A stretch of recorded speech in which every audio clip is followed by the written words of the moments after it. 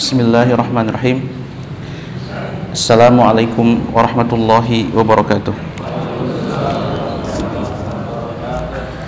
Innal hamdalillah nahmaduhu wa nasta'inuhu wa nastaghfiruh wa na'udzu billahi min shururi anfusina wa sayyiati a'malina. May yahdihillahu fala mudilla lahu wa may yudlil fala hadiya lahu. Wa asyhadu an la ilaha illallah wahdahu la syarika lahu wa asyhadu anna Muhammadan abduhu wa rasuluh wa safiyyuhu min khalqihi wa khaliluh wa salawatu rabbi wa salamuhu alaihi wa ala alihi wa sahabatihi wa man istanna bi sunnatihi wa iqtafa atharahu ila yaumil qiyamah. Ya ayyuhalladzina amanu taqullaha haqqa tuqatih wa la tamutunna illa wa antum muslimun. Amma ba'du, fa inna asdaqal hadithi kitabullah wa khairul hadi hadi Muhammadin sallallahu alaihi wasallam wa syarrul umuri muhdatsatuha wa kullu muhdatsatin bid'ah. Hadirin kaum muslimin, ikhwati al-afadil, a'azzakumullah. Di pagi hari ini alhamdulillah kita masih diberikan limpahan karunia oleh Allah tabaraka wa taala untuk menghadiri acara kajian rutin di pagi hari ini. Perlu diketahui bahwasanya kita sebagai manusia atau sebagai mukmin sangat membutuhkan sekali hidayah, dan kebutuhan terhadap hidayah ini lebih besar daripada kebutuhan kita kepada makan dan minum, karena makan dan minum ini kita gunakan untuk hidup di dunia. Jadi makan dan minum, nutrisi yang didapat dari air mineral ini, kemudian juga makanan sehari-hari ini hanya sekedar menunjang kehidupan kita di dunia. Dan kehidupan dunia ini tidak lama, tidak langgeng, akan diputus oleh kematian. Kehidupan dunia akan diputus dengan putusnya nafas kita di dalam dada. Adapun hidayah, hidayah dalam konteks ini lebih dibutuhkan oleh jiwa kita adalah karena hidayah ini yang merupakan pokok yang akan menunjang kehidupan kita baik di dunia dan di akhirat. Kalau makan dan minum hanya menopang kehidupan kita di dunia saja. Adapun hidayah taufik adalah menunjang kehidupan kita dan penentu kehidupan kita, baik itu saadahnya, kebahagiaannya, ataupun falahnya, kebahagiaannya, kesuksesannya di dunia dan di akhirat atau fid darain. Dalam hal ini Syekhul Islam Ibnu Taimiyah rahimahullah pernah mengatakan dalam kitabnya, dalam faslun atau satu pasal, beliau menuliskan satu pasal atau satu bab. Beliau mengatakan wal abdu muttarrun. Jadi seorang hamba ini sangatlah butuh, dan kebutuhan ini darurat, mendesak, senantiasa daiman ila an yahdiyahullahu as-siratal mustaqim, darurat untuk mendapatkan hidayah dari Allah Subhanahu wa taala berupa bimbingan ke jalan siratal mustaqim. Fahuwa mudtarrun ila maqsudi hadha du'a. Maksudnya adalah siratal mustaqim ini doa setiap muslim yang dipanjatkan paling tidak bagi yang termalas adalah 17 kali setiap rakaatnya. Itu bagi yang sadar bahwa itu adalah doa. Mungkin banyak dari kaum muslimin atau kita terkadang tidak sadar bahwa kita ini berdoa kepada Allah agar ditetapkan di jalan siratal mustaqim, karena tidak pernah atau jarang mentadabburi apa yang kita baca.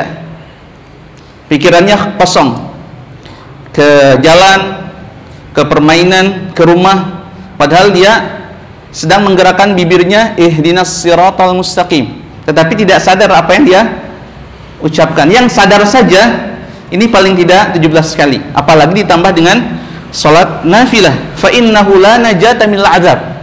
Tidak mungkin kita bisa bebas dari azab Allah azza wa jal wala wusula ila sa'adah, atau sampai kepada kebahagiaan yang hakiki, illa bihadhihi hidayah, kecuali dengan hidayah taufik ini dari Allah tabaraka wa taala.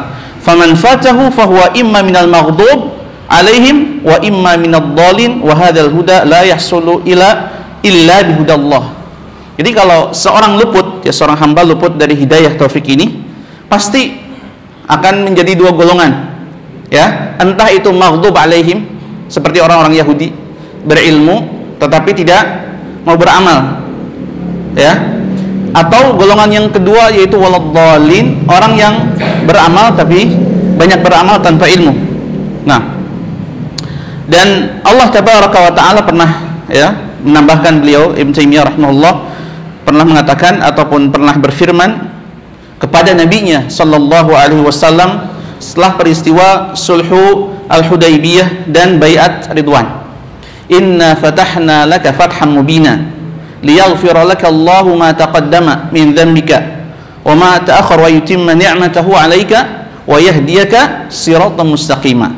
Jadi kami telah menangkan, ya, telah berikan anugerah kemenangan dengan kemenangan yang jelas. Di akhirnya selain liyaghfira laka, selain Allah Subhanahu wa taala mengampuni dosa-dosamu, ini apa ujungnya? Wa yahdiyaka. Ya, jadi Allah Subhanahu wa taala tidak semata-mata memenangkan Nabi Muhammad dan para sahabat, tetapi lebih daripada itu adalah wa yahdiyaka siratan mustaqima, menunjukkan kepada engkau wahai Muhammad, kepada kita juga selaku umatnya, siratan mustaqima, jalan yang lurus. Subhanallah. Nah, beliau menambahkan juga fahajatul abdi, kebutuhan seorang hamba ila su'ali hidayah, ila su'ali hadhil hidayah daruriyatun. Jadi seorang hamba kebutuhannya untuk meminta terus hidayah ini sangatlah darurat. Ini di atas hajat, ya, hajiat. Ya, ada tahsiniyat, ada hajiat, ada daruriyat. Ada sesuatu yang, ya, bersifat pernak-pernik, ya, aksesoris. Ada kebutuhan, ada juga sesuatu yang benar-benar tidak bisa kita tinggalkan. Ini adalah hidayah. Posisinya atau manzilahnya di kita daruriyah fi sa'adatihi, dalam menentukan kebahagiaannya di masa depan. Ya, kalau tidak ada hidayah tidak ada sa'adah, kebahagiaan. Wa najahihi, dan kesuksesannya, wa falahihi, dan kebahagiaannya. Bi khilafi hajatihi ila rizqi wan nasr. Ya, berbeda dengan misalnya kebutuhan seorang kepada rezeki dan kemenangan. Fa innallaha yarzuquhu, dan Allah Subhanahu wa taala senantiasa memberikan rezeki pada hambanya, dan bahkan seluruh hambanya selain manusia pun Allah Tabaraka wa taala beri rezeki tersebut, makan, minum. Bahkan orang kafir pun yang sombong di muka bumi ini tetap diberikan rezeki. Tapi hidayah lebih daripada itu. Kenapa? Karena kata beliau, fa idzan qata'a rizquhu mata. Jika rezekinya, jatah rezekinya berhenti, berarti mati. Kalau hidup, rezekinya tetap berjalan. Maksudnya rezeki ini tidak sepenting hidayah. Rezekinya berhenti, maka dia pun mati. Wal mautu la budda minhu, sedangkan kematian itu harus. Fa idza kana min ahli al-huda bihi kana sa'idan. Kalau dia termasuk orang yang mendapatkan petunjuk, maka dia akan bahagia. Qabla al-maut, ba'dahu, sebelum meninggal dan setelah meninggal. Wa kana al-mautu muwassilan ila sa'adatil abadiyah, dan mautnya orang yang mendapatkan hidayah akan menjadikan orang tersebut bahagia, ya, yang kebahagiaan ini adalah kebahagiaan abadi selamanya, bukan hanya di dunia.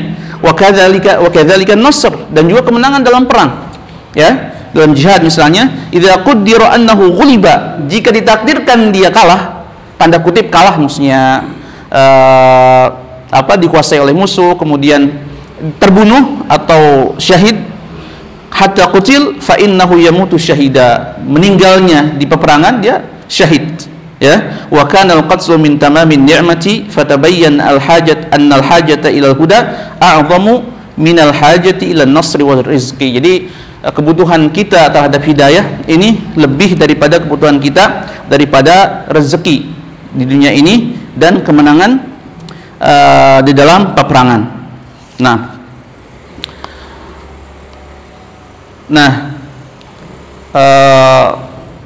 Doa ini, doa yang kita panjatkan paling tidak 17 kali dalam sehari semalam, ya.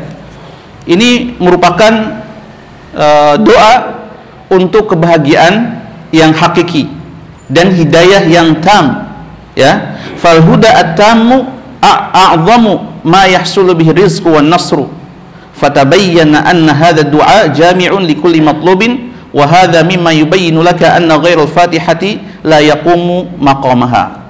Jadi selain Fatihah yang kita baca dalam minimal 17 kali dalam sehari semalam, ini tidak ada lagi doa yang lebih syamil, yang lebih jami', yang lebih efektif, yang lebih keren bahasa anak sekarangnya daripada Al-Fatihah. Dari seluruh doa yang kita panjatkan di luar salat, ini Al-Fatihah ini doa untuk hidayah yang paling mujarrab, yang paling tinggi derajatnya kalau kita misalnya menyeleksi beberapa atau banyak doa yang warid, yang ma'thur. Jadi Al-Fatihah ini doa. Jadi kita harus sadar bahwa kita ini berdoa, kita ini butuh. Kalau kita tidak sadar dan tidak butuh, tidak faham apa yang kita lafalkan dalam salat, maka hidayah ini tidak akan turun. Karena Allah Tabaraka wa Ta'ala sesuai dengan prasangkanya. Kalau kita tidak menganggap bahwa ihdinas siratal mustaqim yang kita baca dalam salat ini adalah doa untuk keselamatan kita, untuk jalan hidup kita yang lurus menuju surga, maka itu tidak akan jadi hidayah sedikit pun, setetes pun kepada jiwa kita masing-masing. Ya, maka perbaikilah salatnya. Karena inti dari salat ini adalah bermunajat, meminta agar dijauhkan dari golongan maghdub alaihim dan ad-dhalin.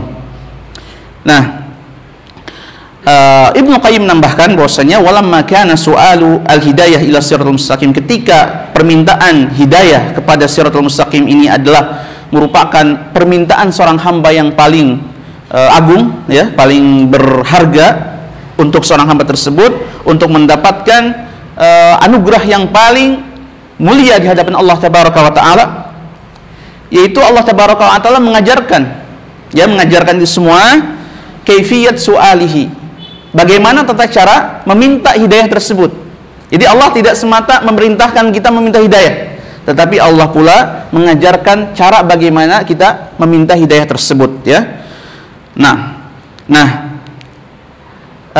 Wa amarahum an yuqaddimu baina yadi du'a. Allah Tabaraka wa Ta'ala memerintahkan kepada hambanya di sela-sela Al-Fatihah ini, kalau kita sadar, ya, kalau kita mentadabburi dan memahami surat Al-Fatihah ini, pertama mendahulukan doa dengan memujinya. Al-Fatihah ada pujian di situ, alhamdulillahirabbil alamin, ya, wassana alaihi, alhamdulillahirabbil alamin, ar-rahmanir rahim, sebelumnya bismillahirrahmanirrahim, bagi yang berpendapat bahwa bismillah ini ayat pertama. Wassana alaihi wa tamjidihi rabbil alamin, thumma dzakarahum ubudiyatahu wa tauhidahu, iyyaka na'budu, ubudiyah, hanya kepadamu kami menyembah, mempersembahkan segala bentuk peribadatan padamu, iyyaka na'budu wa tauhiduhu wa iyyaka nasta'in, ya. Maka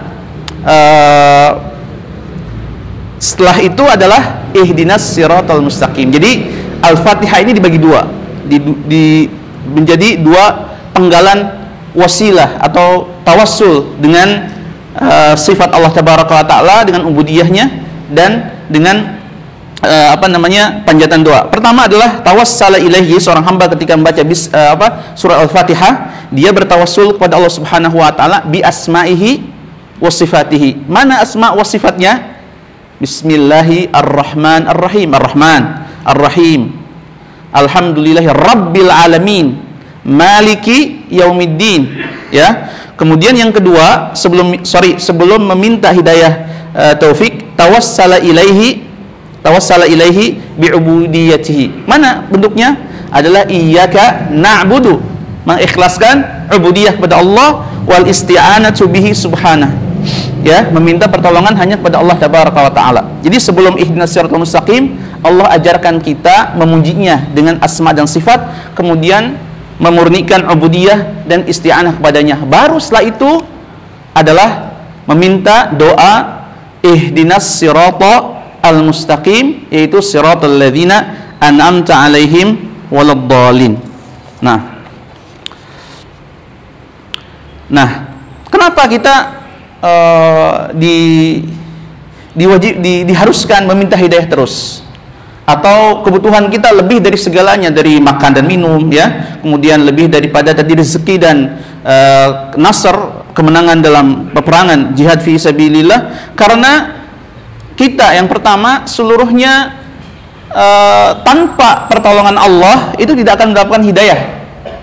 Hatta Rasul, walaupun Rasul sendiri tidak bisa memberikan hidayah taufik kepada pamannya, apalagi kepada kita bukan siapa-siapa.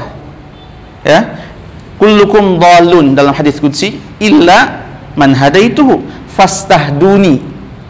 Jadi setiap kita ini dhal. Kita ini tidak tahu apa-apa, tidak tahu tauhid, tidak tahu ibadah, tidak tahu cara berdoa kepada Allah kecuali Allah Subhanahu wa taala beri hidayah. Hidayahnya hidayah bayan, irsyad melalui para rasulnya, kemudian estafet kepada para sahabatnya, kemudian para tabi'in, kepada para ulama, para asatidzah dan ahlul ilmi yang terus berjalan di jalannya. Nah, kemudian yang kedua adalah kebutuhan ini mendesak karena para rasul sendiri, para rasul termasuk Nabi kita Muhammad alaihi salatu wassalam senantiasa meminta hidayah. Bayangkan Ibrahim Al-Khalil. Ibrahim Al-Khalil ini siapa yang meragukan pengorbanan beliau? Siapa yang meragukan ketauhidan beliau? Beliau diancam dan bahkan diceburkan ke bara api yang begitu besar, tidak goyah sedikit pun. Ditambah lagi anaknya dipinta disembelih demi mengikhlaskan ibadah kepada Allah, tidak sedikit pun terenyuh dengan rasa misalnya aduh kasihan, kemudian bagaimana caranya supaya terlepas dari perintah ini, tidak. Dan banyak lagi cobaan-cobaan yang beliau lalui menunjukkan kekuatan tauhidnya, kekuatan jiwanya. Nah, beliau tidak merasa aman. Apa yang beliau katakan, wajnubni wa baniya an na'budal asnam. Beliau muwahhid, tetapi tetap minta diberikan, tetap meminta kepada Allah diberikan ketetapan hidayah taufik untuk senantiasa dalam tauhid, tidak terjerumus kepada kesyirikan yaitu menyembah berhala. Kemudian Nabi SAW banyak sekali dalam doanya, dalam sholatnya misalnya, atau dalam doa yang masyhur, Allahumma inni as'alukal huda wat tuqa wal afafa wal ghina. Nabi SAW senantiasa meminta huda, petunjuk, hidayah, ya, wat tuqa ketakwaan, wal afaf menjaga diri dari yang haram agar tetap dibimbing ifahnya, tidak terjerumus pada yang haram, wal ghina dan kekayaan jiwa. Nah, bagaimana kita, apakah kita merasa aman dari terjerumus kepada firqah sesat, kemudian kepada kebid'ahan? Aman. Justru ini yang berbahaya. Nah, para sahabat ridwanullah alaihim ajma'in, sedikit melebar, bahwasanya tidak aman, tidak akan merasa aman ya terhadap kemunafikan. Ya misalnya bukan para sahabat ya, ada pernyataan ulama bahwasanya idz la ya'manu an-nifaq illa munafiq. Tidak ada yang merasa aman dari nifak kecuali munafik. Berarti ketika kita merasa aman dari kebid'ahan, dari kesesatan, dari terjerumus kepada maksiatan, berarti jiwa kita adalah musibah.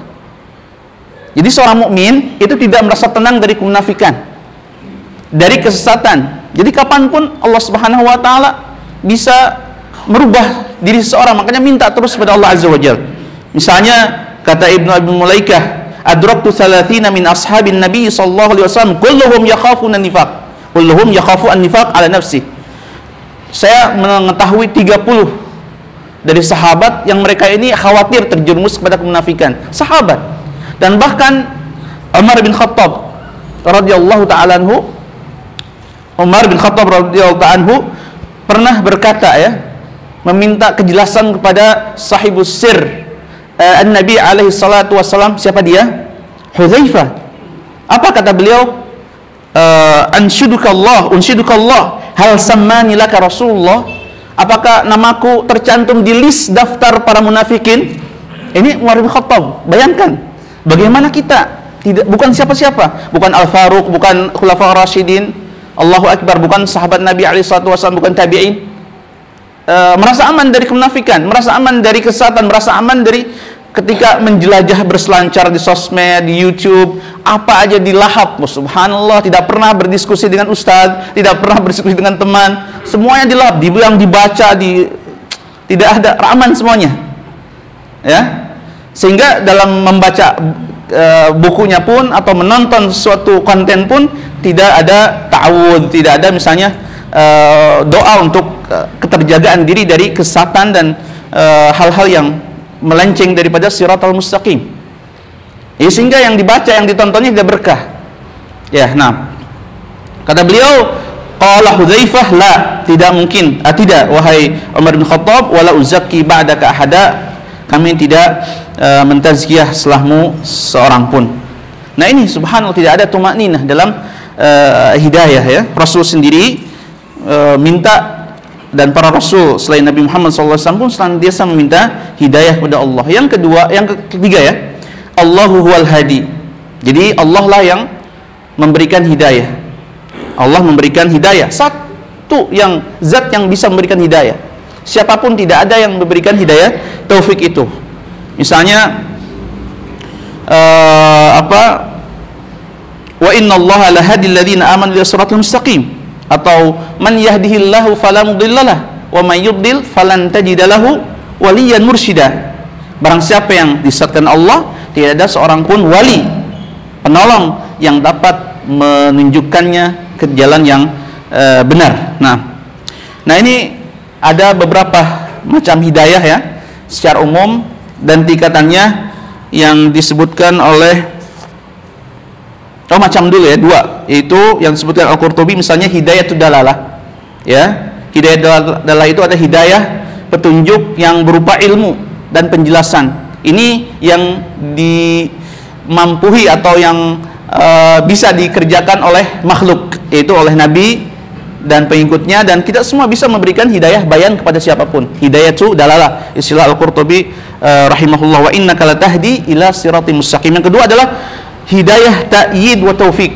Hidayah ta'yid dan taufik ini hanya Allah tabaraka wa ta'ala sajalah ya yang memilikinya. Wa huwal ladzi tafarrada bihi subhanahu, innaka la tahdi. Sungguh engkau wahai Muhammad tidak bisa memberikan hidayah bimbingan kepada iman. Tapi kalau penjelasan bahwa iman ini seperti ini, itu kamu bisa. Bahwa kekufuran itu seperti itu, maka kamu bisa. Dan pengikutnya, umatnya seluruhnya, kita juga termasuk bisa. Kepada diri kita sendiri, kepada istri kita, kepada teman kita, bisa memberikan hidayah dalalah. Adapun hidayah ta'yid wa taufik hanya Allah tabaraka wa ta'ala. Innaka la tahdi, engkau tidak bisa memberikan hidayah bimbingan untuk beriman dan lain sebagainya. Man ahbabta, hatta orang yang engkau cintai. Para pamannya A'mam an-Nabi sallallahu alaihi wasallam, Abu Jahal, Abu Talib yang paling dekat pun tidak bisa memberikan hidayah taufik, apalagi selain Nabi alaihi assalatu wassalam. Makanya kita meminta karena lemah kepada Allah tabaraka wa ta'ala yang qawi. Kita fakir, Allah ghani. Yaqul Al-Fairuz Al-Abadi, Fairuz Abadi mengatakan bahwasanya hidayatullah ta'ala, kita tutup dengan ini, saya janji ya. Nah, hidayatullah ta'ala lil insan ala arba'ata adrub, ada 4. Yang pertama adalah al-hidayatul lati amma biha kullu mukallafin minal aqli wal fitnati wal ma'arif ad-darariyah, bal amma biha kullu syai'in hasabah ihtimalihi. Jadi Allah Subhanahu wa ta'ala memberikan petunjuk, bimbingan kepada seluruh makhluknya, bukan saja manusia tetapi makhluk yang lain seperti kucing, harimau, ayam. Dengan paruhnya dia bisa mematuk sesuatu yang bisa dimakan olehnya, tidak mematuk kerikil, dia mematuknya biji-bijian atau nasi. Itu hidayah dari Allah Azza wa Jalla secara umum. Apalagi manusia bisa menentukan ini panas, ini dingin, ini berbahaya, ini tidak berbahaya. Yang kedua adalah al-hidayatul lati ja'alat lin-nasi bidu'aihi iyahum ala alsinati al-anbiya wa inzal Quran. Jadi hidayah yang dititipkan oleh Allah Subhanahu wa ta'ala kepada para rasul dan yang mengikuti jejak para rasul, itu hidayat tadi dalalah ya, menunjukkan ini ilmu, ini sunnah, ini bid'ah, ini kufur, ini nifaq, ini adalah maksiat, ini adalah ibadah dan seterusnya. Yang ketiga adalah at-taufiq ya, at-taufiq alladzi yakhtassu bihi man ihtada. Jadi taufik ini khusus bagi yang diberikan oleh Allah tabaraka wa taala hidayah. Walladzina ihtadau, orang-orang yang diberikan hidayah oleh Allah taufik, zadahum huda, Allah tambahkan hidayah kepada orang tersebut. Wa man yu'min billah yahdi qalbah, barang siapa yang iman kepada Allah, Allah memberikan hidayah kepada hatinya. Kemudian yang keempat, ayat keempat adalah hidayah, al-hidayah fil akhirah ila jannah. Allah menunjukkan hidayah, petunjuk di akhirat nanti ke surga. Jadi di akhirat ada petunjuk juga. Ya. Ya, ini yang keempat. Ya, alhamdulillahilladzi hadana lihadza. puji syukur bagi Allah Subhanahu wa taala yang telah menunjukkan kami lihada ke surga ini ya. Wa ma kunna linahtadiya laula an hadanallah. Kami tidak akan bisa ditunjuki ke jalan masuk surga ini kecuali oleh Allah tabaraka wa taala. Ini mungkin yang dapat disampaikan. Yang terakhir ini adalah 4 rangkaian hidayah yang tidak bisa dibalik ya. Ini sudah berurutan dari sananya. Hidayah umum, kemudian hidayah dalalah yang dari Nabi dan yang memegang tongkat estafet Nabi. Kemudian yang ketiga adalah hidayah taufik. Yang terakhir adalah hidayah di akhirat untuk memasuki surga Allah tabaraka wa taala. Ini saja yang dapat disampaikan. Mohon maaf atas segala kekurangannya. Subhanakallahumma wa bihamdika asyhadu an la ilaha illa anta astaghfiruka wa atubu ilaik. Assalamualaikum warahmatullahi wabarakatuh.